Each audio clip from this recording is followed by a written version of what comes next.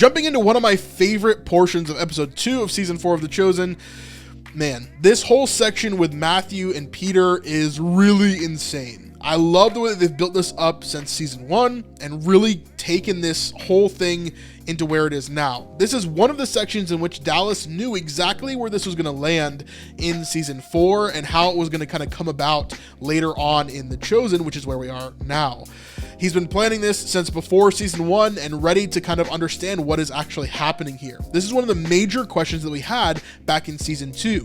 Whenever Simon and Matthew were fighting around the fire in episode 3, this was a major section. And throughout all of season 3, we were asking the question, okay, well, what's supposed to be happening here? Because we saw some apologies. For example, Andrew apologizing to Mary Magdalene in season 3. However, we never saw Matthew and Simon kind of reconcile until now. So let's go through these scenes, break it down, and talk about these different scriptures and different sections that are kind of going on throughout this whole forgiveness motif. So let's jump into Matthew first, and here we go.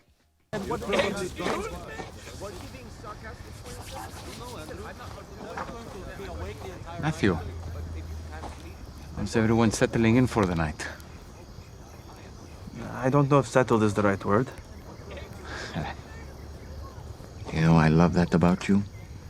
Always looking for the right word. What about you? Are you unsettled?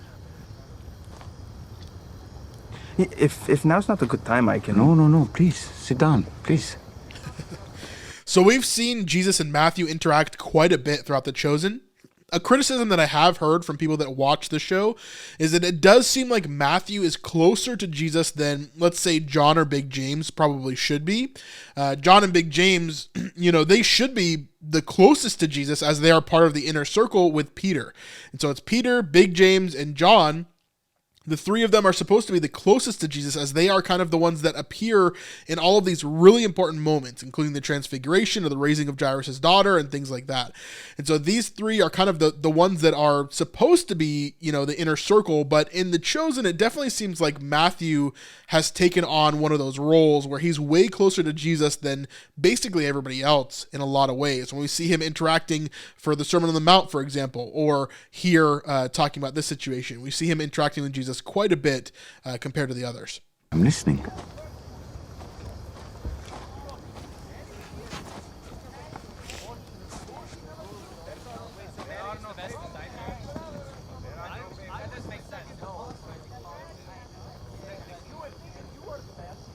Rabbi, today you seem to elevate Simon.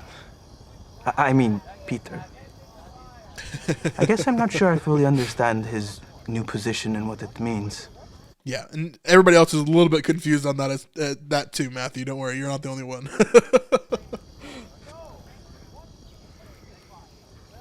Yes, well, I'm not sure he fully understands what it means. He was quiet the rest of the day, which, for me, I must admit, was quite a welcome change. I'm not sure you heard most of it, but that long day in Syria, Peter, screamed at me across the fire. Yep, again, talking about season 2, episode 3, where they were healing in Syria, and then at the end of the episode, we see Peter reaming into Matthew there. Said that I spit on the Jewish faith, that he would never forget what I did to him, and that he could not ever forgive me.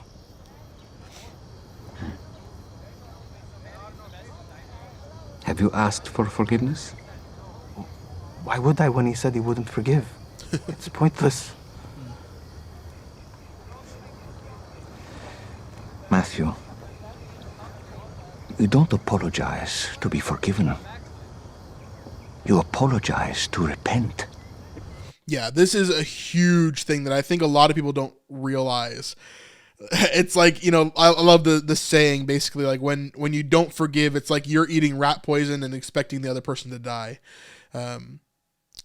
Yeah, not asking for forgiveness is like, it's really hard to go through life and just hold that onto you, for sure. Forgiveness is a gift given from the other person. Yeah. I guess I'm finding it hard to accept that the person you would formally assign leadership to of a group with the keys to the kingdom of heaven would be someone so temperamental. Again, Peter is not the one with the keys to the kingdom of heaven. All of them are, but Matthew probably doesn't understand this. All of us have the keys to the kingdom of heaven, and we're building the kingdom here. Yeah. I know the term's a metaphor, but he does not act like a rock.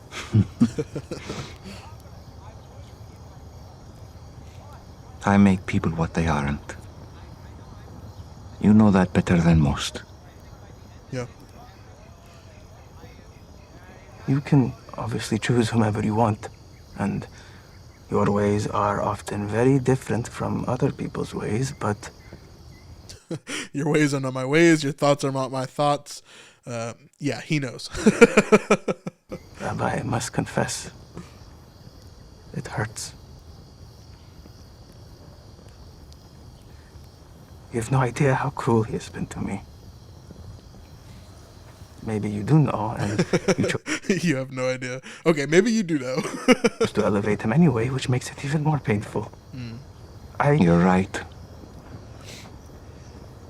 There have been times where Peter has been overly harsh with you. And that has not pleased my Father in heaven, nor has it pleased me. Then why? I will say this is not always the consideration. Yeah, this is a good caveat here. This is not always the case, however. But I would simply ask, who harmed the other first? Yeah, this is a massive thing that we've talked about since season 1. Since season 1, we've done videos on Matthew and talking about how everybody loved Matthew, right? Like everybody, especially in season 2 when the show really started taking off. Everybody loved Matthew and they couldn't see anything that he's done wrong. They were so mad at Simon for this big fight that they had, right? But the truth is that Matthew is the one that did all of this in the beginning. He is the one that started all of this and really, really, really hurt Peter's life. Not only his life, but his family, his career, his job, everything. Everything that he had was in jeopardy because of Matthew. And Matthew didn't have to do that. In fact, most likely Matthew was cheating them in season 1 when he was taking their taxes and doing all these different things. If you go back and watch the episode, I think this is episode 1 of The Chosen, season 1, episode 1, when they're actually doing the taxes, right? And Matthew has to count Andrew's taxes. He doesn't even count it. He just holds the bag and he says, "Oh, you're short by this much." Because what he's doing is stealing their money and asking for more, right? So Matthew is not this innocent, like, goody-goody little kid who's just being yelled at by Simon. He really did some horrible things. Probably not just to Peter and Andrew, right? Probably to everybody that he collected taxes from. You saw how wealthy Matthew was? That's not because the Romans paid him well. That's because he stole so much money. And so the position that he is in is his own doing. He got here because he gave over his life to Rome, because he stole from his own people.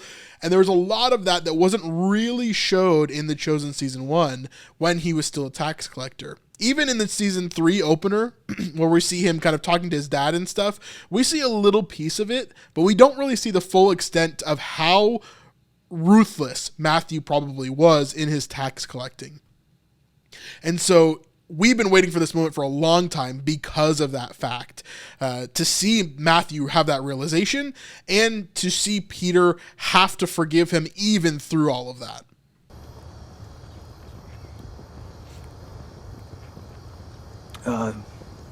I guess in the abstract, by accepting the job from Rome. No. I love this line. Not in the abstract. In fact. Yeah, I feel like Jesus has done that with me several times, or with people that I know, where he's been like, no, don't play around with it. Don't twist the words. What is it exactly? Okay, by turning my back on our people, and then by spying on him for Quintus, and even coming within hours of turning him over to Rome, and possibly ruining his family's life.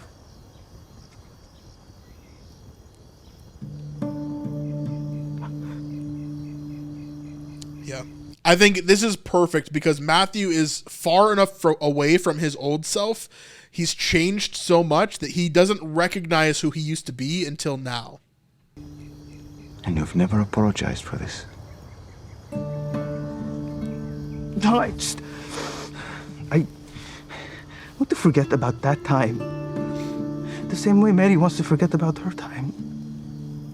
But the difference there, I love that he brings this up. He says, I want to forget about my time, just like Mary has forgotten about her time.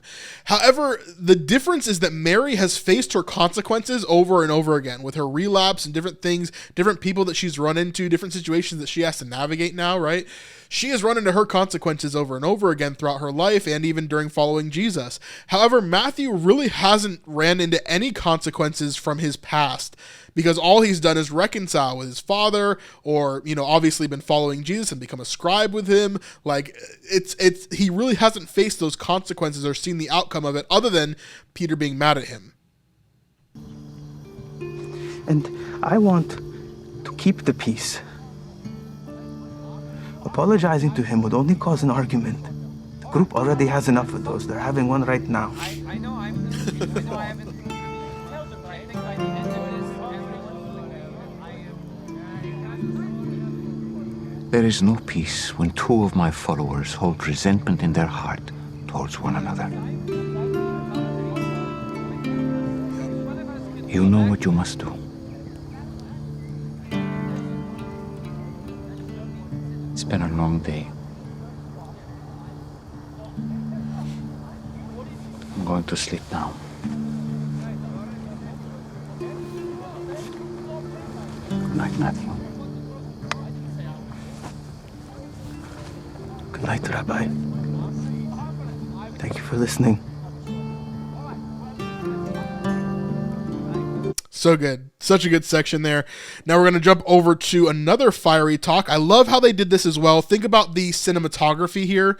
Think about the profiles that they're making here for these two scenes in particular. We're going to jump to one scene in between, but I want you to keep in mind this by the fire scene here, exactly how it's shot, what sides they're on, different things like that. We're going to talk about that in an upcoming scene in just a second. But first, let's jump to this in-between moment where they're doing the walk and talk and Matthew talks with Peter. Here we go. I hope you're enjoying the video so far. I wanted to let you know that less than 1% of the people that watch our videos actually help to support us beyond just watching the videos. Now, if you are just here to watch, that's perfectly fine. Thank you so much, and we really, really appreciate it. Trust me. But if you do want to support us above and beyond, go to snipesupport.com and you can sign up for $5, $10, $25 a month to help us to continue making videos like this and doing even bigger projects in the future. Traveling to different areas or talking to the cast and crew of The Chosen. There's a bunch of stuff that we want to do that, well, it helps if we have more support to do it. Check out the link in the description down below, and let's get back to the video. I'm joking. Huh? I'm joking. Oh. Of course you can. I'm going to go watch James and John pout. They did so many walk and talks this season. A lot of walking, a lot of filming out on these roads in Utah and in Texas.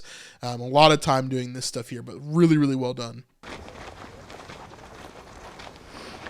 Morning. I'm sorry. I said good morning. No, I heard you. I said I'm sorry. This is an interesting thing here too, because Peter has gotten really good about hiding his resentment towards Matthew, but it is still there.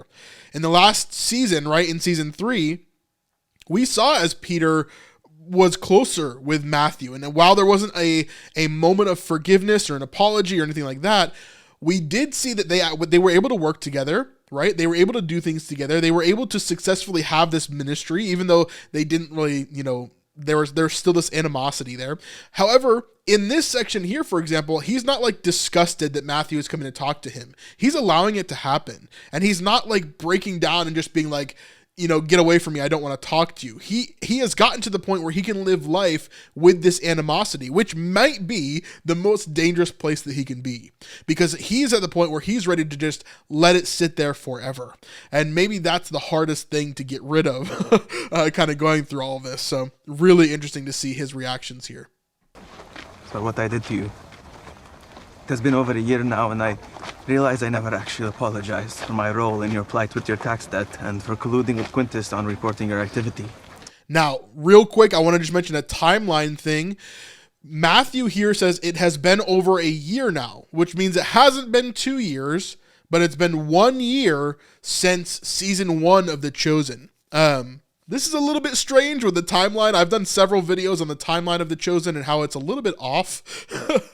Actually, we're going to see an episode coming up very soon where I believe they have the date wrong. And I've actually talked to the team about that, and they said they were going to change it for streaming, so I wonder if they did. But here, this is a year, or at least a little bit over a year, right? If it's closer to 2 years, you'd say, oh, it's nearly been 2 years, right? But let's give them the benefit of the doubt and say it's been 23 months since season 1. Doesn't really fit in the timeline super well here, for sure. But it is strange that they keep on using exact time frames when it doesn't really match up with what the show actually gives us. However, he is talking about the issues that he caused in season 1, and here is where Peter finally responds once he understands what Matthew is talking about. Strange. After the sermon, the big one, I immediately went to my parents to apologize for my actions. He's talking about season 3, episode 1, right after the Sermon on the Mount, or not Sermon on the Mount, right after the feeding of the 5,000, he goes and he talks with his parents. I should have gone to you next. And now... No, sorry. I'm sorry. I was right. I was just mixing up. Right after the Sermon on the Mount, he goes and talks to his parents. feelings are worse, and they won't be better if I don't ask for your forgiveness, so that's what I'm doing now. Well, actually, I'm just saying I'm sorry. Forgiveness is a gift that you can give.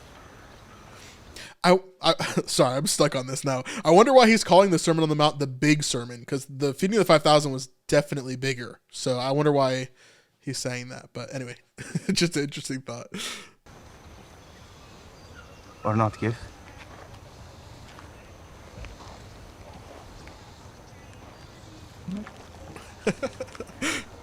I love this moment, yeah. He just walks away.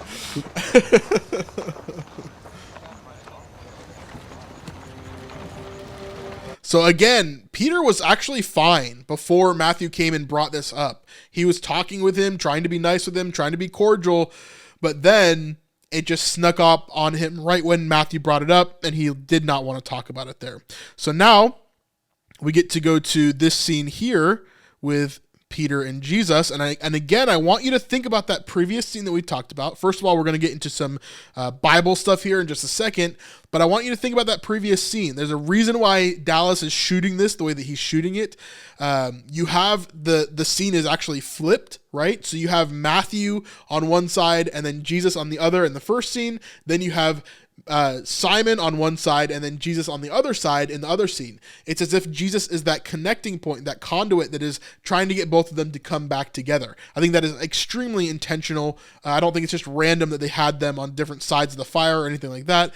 And we're seeing basically the same scene happening between the two of them, but for different reasons, coming together to Jesus in order to solve this issue. I think this is a major thing that we miss a lot of times in our own relationships is we shouldn't be fighting the person that we have an issue with. We should be going to Jesus and seeing how he solved this thing altogether. But we miss that a lot of times too. Do you? I suppose you could. Something keeping you up? I could ask the same of you.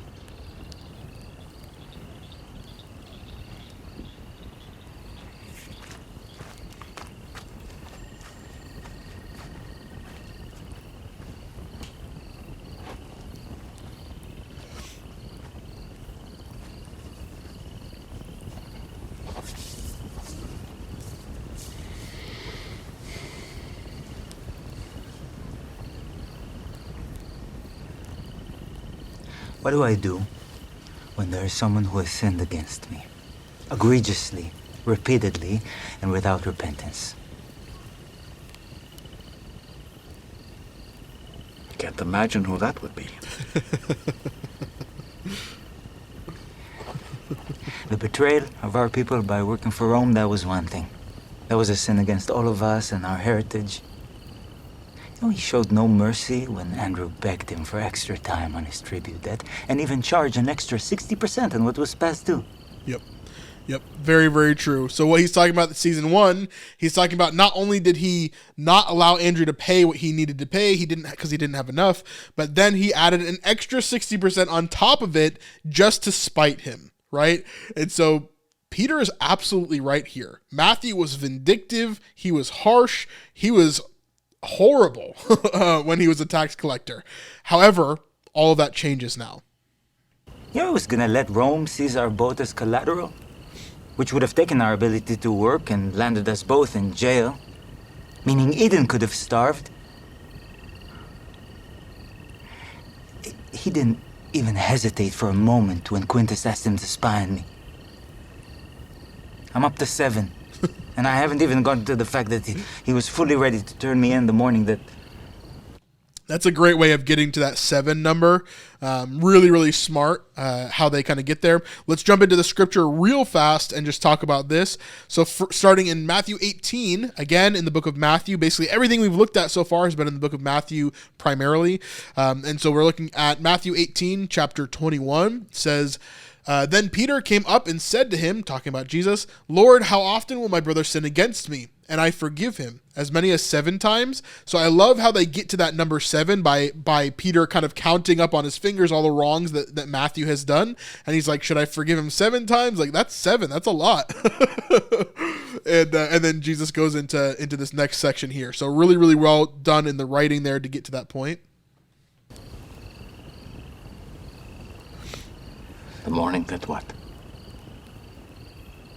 You know. I do. He may have been ready to turn you in, but it didn't come to that. So for the moment, let's keep it at 7. For the moment, let's keep it at 7. Yeah, I love that. Number of completion. Yep. This is a massive thing as well. We've talked about numbers before on this channel, but 7 is the number of completion. And so 7 days, creation is complete, right? And so that is a really, really important thing when we talk about numbers within the Jewish understanding, but also the just God in general, right? He is a numbers guy. So when we talk about 40 days and 40 nights, there's a specific reason for that. When we talk about specifically 7 days, right? 7 days of creation, there's a reason for that. When we talk about the number 3, like we talked about before, 3 is like a legal agreement, right? So these numbers all mean things and they all add on to each other. And so right here, it's the same thing where Jesus is explaining the number 7 is the number of completion. I love how they added this writing in order for us to understand this as we go through it. He sins against me 7 times and I'm supposed to just forgive that. No, not 7, but 77 times. I could stack him up that high if I really broke down each offense and the consequences. You know, I don't mean literally 77 times. Yeah, they do a really good job. I think they're getting a lot better at this as they're writing through the seasons. Not that they've ever done a bad job, but I think it's getting more, like, just better and better every season. And the writing here with Jesus teaching through this section is like, it's so good. Love it. 70 times 7. Completion times completion. Endless forgiveness. Without limits.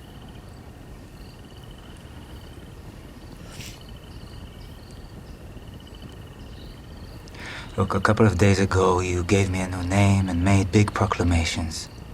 But whether my name is Simon or Peter, I'm still the same man I was the day before that. I'm still human. And I can't do it. I can't. And no one would blame me. You mentioned the... I can't do it and no one would blame me. Well, except for God, right? But yeah, it's very true. We can't do it on our own. Without coming to Jesus, forgiveness is impossible. I mean, I've known so many people who struggle so much with forgiveness and it ruins their lives. And if Peter had done this, if he had just not forgiven, right, this would be a major issue in his life and continue to grow and get worse. Consequences of Matthew's actions. Remember the circumstances they put you in? Yeah, that's all I can think about. That's why I'm out here and not asleep next to Eden. But after that, when the sun rose... Yep. I love these flashback moments, but remember what Jesus is doing here is he's telling him, remember all the suffering that you went through, sure, but there's a purpose for all of it, right?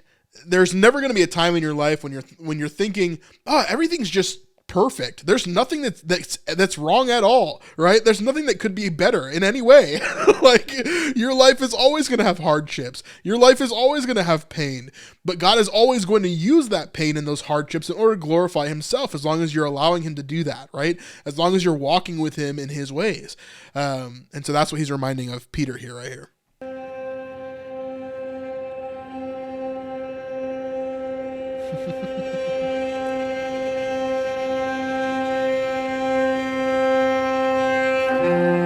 Yeah, good stuff there. I'm going to turn down the music a little bit. Sometimes there's an issue with copyright and stuff like that with music, so just going to be careful, talk over a little bit. We see Peter getting the realization here. I know it's hard.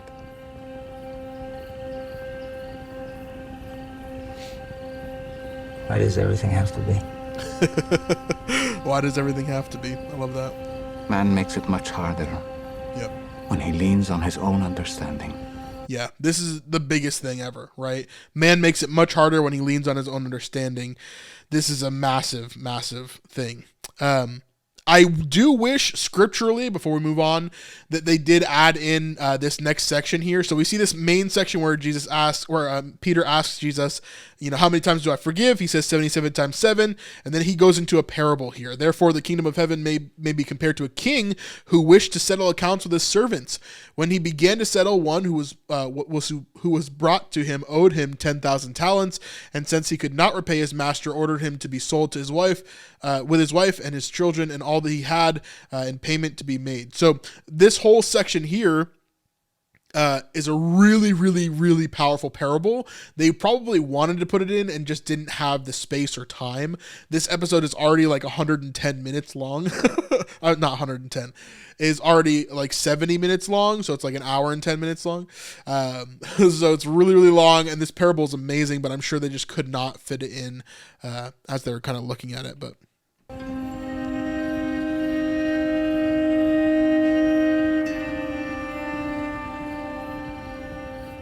I'll leave you alone now. I'll leave you alone now. Yeah, I love this section right here too. This is very much my wife, Vanessa.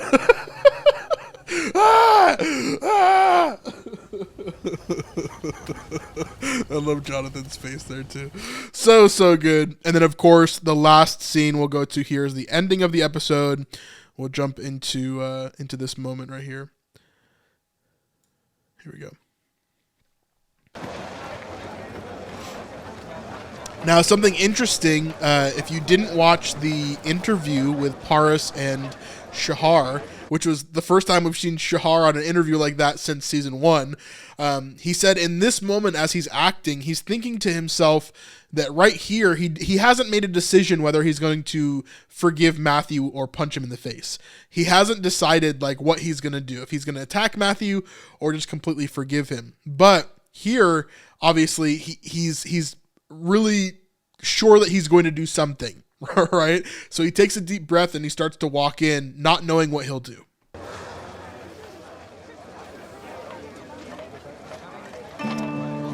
And Dallas said that wasn't in the script either, where he kind of breathes out and gets ready for it here.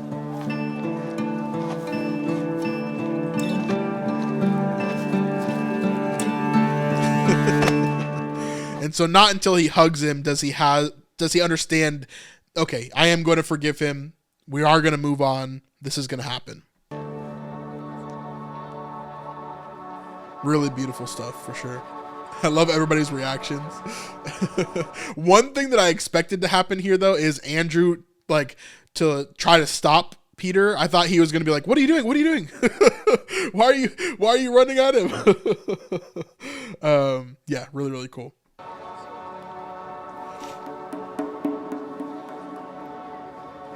I love the difference here between the three boys in the back and Rama, and then we see Thaddeus.